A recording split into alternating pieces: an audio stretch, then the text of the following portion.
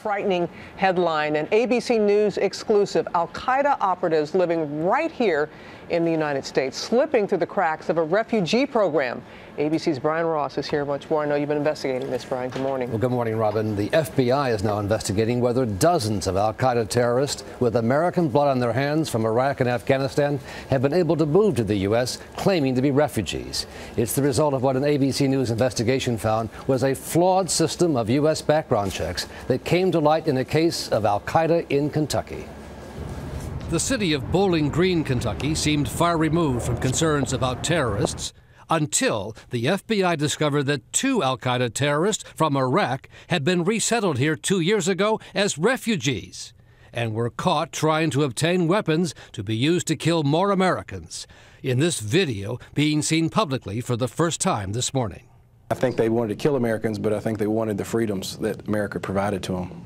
Before coming to Kentucky, the 2 were part of an Al-Qaeda-connected group that carried out dozens of attacks on U.S. soldiers in Iraq. He said that he had them for lunch and dinner, and meaning that he had killed them. Including one roadside bomb that killed 4 members of the Pennsylvania National Guard. I think these 2 individuals specifically are innately evil. Yet the 2 terrorists, Mohammed Hamadi and Wad Alwan, were able to get through what an ABC News investigation discovered was a flawed U.S. system of background checks, even though both men had been detained by Iraqi authorities on suspicion of being insurgents. If you're asking my opinion, I would say the system failed. Otherwise, they wouldn't have been here in the first place.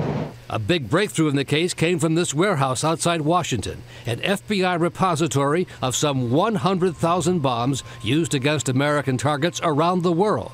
This is a box that contains the device.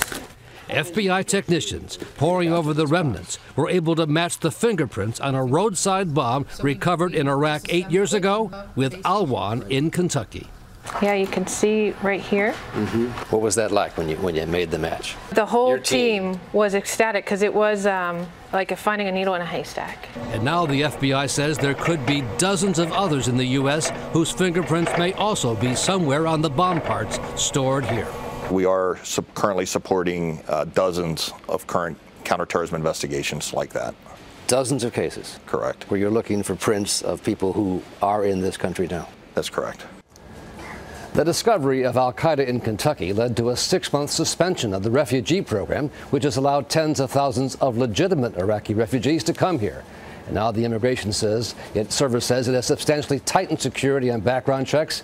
And as to whether any other terrorists got through after the barn door was closed, officials say there are a lot of retroactive checkings going on right now. I'm sure there are, but boy, when you see the fingerprints and the way they were able to check like that. A huge operation there, going through 14,000 fingerprint matches for that one bomb alone, and they found the prints from 8 years ago. Hard at work. All right, Brian, thank you.